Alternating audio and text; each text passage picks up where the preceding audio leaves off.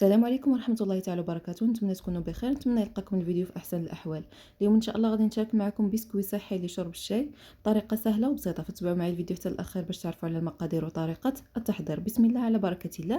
في واحد الاناء غادي نوضع 300 غرام من الدقيق القمح الكامل بالنخاله ديالو، 80 غرام من السكر البني، يمكن لكم تعوضوه بالسكر الابيض، سكر بنكهة الفانيليا، عندي قبصة من الملح وكيس من خميرة الحلويات. نخلط النواشف كاملة جيدا وغادي نضيف عليهم، نبدا نضيف السوائل اللي هي 3 المعالق كبار من زيت المائدة، عندي 40 غرام ديال الزبدة الحيوانية اللي مذوبة، ملعقة صغيرة من العسل الطبيعي، هو اللي غادي يجمع لينا هذوك الدقيق مع بعضياتهم، ما غاديش يخليه كيتفرتت. صافي غادي نحرك هذوك المكونات كاملين، يعني نرملهم مزيان بين يديا ونبدا نضيف الحليب تدريجيا.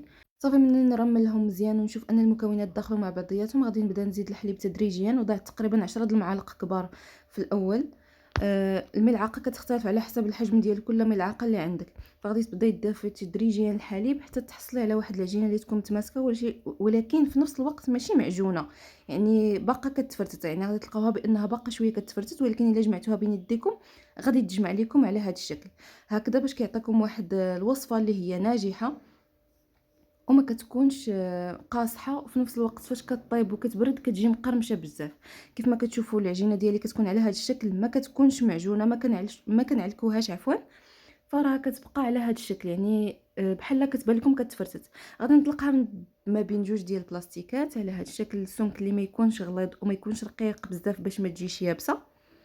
صافي القطاعه كتبقى على حسب الاختيار ديالكم، دائريه يعني مشنفه او لا مشنفاش، كتبقى على حسب شنو عندكم نتوما.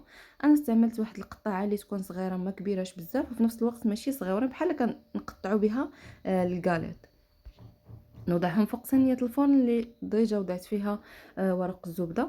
صافي نستمر بنفس الطريقه حتى نعمر يعني هذيك اللاطه ديالي كامله، ما كنبعدهمش بزاف، كناخذ هنايا واحد القطيب ديال الشوا وكنبدا نعمل ثقوب كيف ما هو موضح في الفيديو. في هذا الاثناء شعلت الفران وخليته يسخن جيدا، عاد غادي ندخل ليه اللاطه، النار تكون مهيله غير من التحت حتى يبدا يتحمر ليا ويتذهب من التحت، عاد غادي نشعل عليه من الفوق يرجع لي على هذا الشكل كيف ما هو موضح في الفيديو، يعني يتحمر شويه من التحت ومن الفوق، هو اللون ديالو اصلا كيكون صفر، يعني غير تبان لكم طلعتو الحموريه شويه. صافي غادي تطفيو عليه، كياخذ تقريبا ما بين 15 حتى ل 20 دقيقه، واخا تخرجوه طري من الفران راه كيبدا يتقرمش ملي كيبرد.